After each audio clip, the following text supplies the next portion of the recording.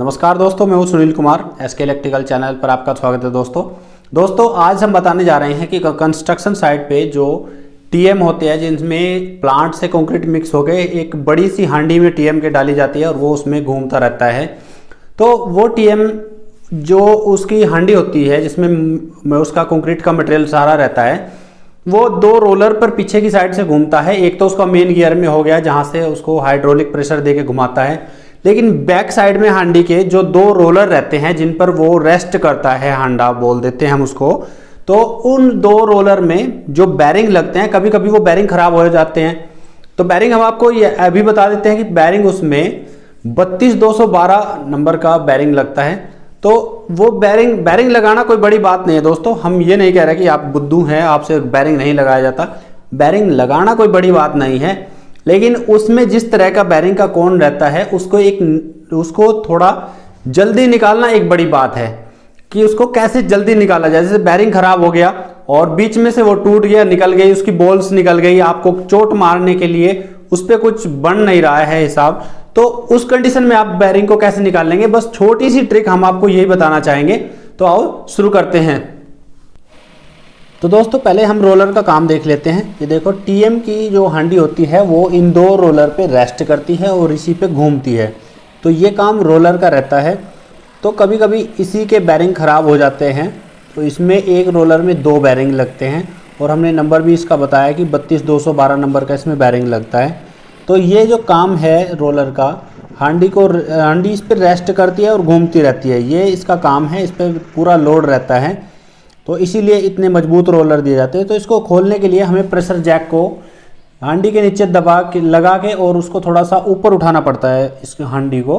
तो हांडी ऊपर उठाने के बाद में हम इसको आसानी से निकाल लेते हैं पिन निकालने के बाद में, और फिर हम इसके सारे के सारे पार्ट बाहर निकाल लेते हैं। ये इसका बुश है जो दोनों बैरिंग को आपस में खींच के रखता है अंदर की तरफ, ये बाहर नहीं जाने देता। और इसमें ये पिन सेंटर में लगती है, ये बुश के अंदर लगती है और यही वहाँ पे फ्रेम में उसके कनेक्ट रहती है जो टीएम में रहता है। तो इस तरह से ये इसके पार्ट हैं सारे और इसी पे बैरिंग लगते हैं दोनों। इस बुश में, ये बुश बैरिंग के अंदर रहता है। ये सारी बॉल्स इसकी, ये बैरिंग ख़राब हो गया, अंदर का कोण ये आसानी से अपने आप ही निकल जाता है, क्योंकि जब बॉल्स ख़राब हो जाती है, बैरिंग ख़राब होता है तो ये तो निकल जाता है। लेकिन समस्या आती है हमें इस वाले कोण में जो ऊपर का रहता है। तो इसी के ट्रिक के बारे में हम जिक्र कर रहे थे कि आप आसानी से इसमें कोई सरिये का टुकड़ा एक या दो जो अवेलेबल हो आपके पास में, सरिया कंस्ट्रक्शन साइट पे बहुत रहता है, तो आप कितने भी टुकड़े ढूंढ सकते हैं वहाँ पे, और सिंपल सा यहाँ पे इसमें वेल्ड कर सकते हैं। जो लोग जानते हैं, इसको करते हैं, उसके लिए कोई ज़रूरी नहीं है कि वीडियो में अपना टाइम बर्बाद करें। लेकिन जिसको ये नहीं पता है, जो नए बंदे हैं, वो थोड़ा अपना दिमाग इसमें लगा सकते हैं कि इस तरह से सरिया वेल्ड करें और अच्छी तरह से मजबूत वेल्ड करें, क्योंकि ये काफ़ी अच्छी तरह से फंसा रहता है इसमें।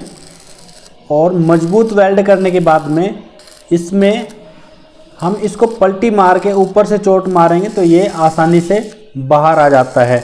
अभी हम आपको दिखा भी देंगे कि ये आसानी से बाहर आ जाता है। वैसे तो तरीके सबके अलग अलग हो सकते हैं, लेकिन ये भी उन्हीं में से एक तरीका है जो आप यूज़ कर सकते हो। अगर आपको कोई रास्ता नज़र नहीं आ रहा है कोण को बाहर निकालने का, तो छेनी हथौड़े से आप ट्राई ना करें, वो ज़्यादा कठिन हो जाएगा और ये आसान हो जाएगा आपके लिए। तो सिंपल आप इसके ऊपर कुछ चीज़ ऐसी रख के एक दो बार इसमें चोट मारेंगे तो ये कोण आसानी से बाहर आ जाएंगे और इस तरह से आपका काम ईजी हो जाएगा। तो देख लो, ये ऐसे आसानी से बाहर आ गया, नहीं तो हम छेनी हथौड़े से इसे कितने टाइम तक ट्राई करते रहते और ये फिर भी बाहर नहीं आता। तो फिर अब इसके फिट करने की बारी आती है। देखो 32212 नंबर का इसमें बैरिंग है और इसको हम फिट करने में कोई बड़ी बात नहीं है दोस्तों, फिट सब कर लेते हैं। इसमें लगा के सिर्फ ऊपर से इसको फिट ही करना होता है। ये कि इस पर कवर भी रहते हैं जिससे कि बाहर का कुछ भी धूल मिट्टी इसमें ज़्यादा ना जाए और बैरिंग लॉन्ग लाइफ तक चलता रहे। तो इस तरह से इसको फिट कर लिया जाता है और फिट करने के बाद में हम इसको एकदम ये चलने के लिए रेडी हो जाता है। इसमें कोई ज़्यादा काम इतना नहीं रहता है। तो दोस्तों अगर हमारी वीडियो आपको पसंद आई है तो इसे लाइक ज़रूर करें और प्लीज़ हमारे चैनल को सब्सक्राइब जरूर करें। कंस्ट्रक्शन साइट से जुड़े हुए इक्विपमेंट की जानकारी इलेक्ट्रिकल हो या मैकेनिकल हो उसके बारे में आपको जानकारी मिलती रहेगी। धन्यवाद।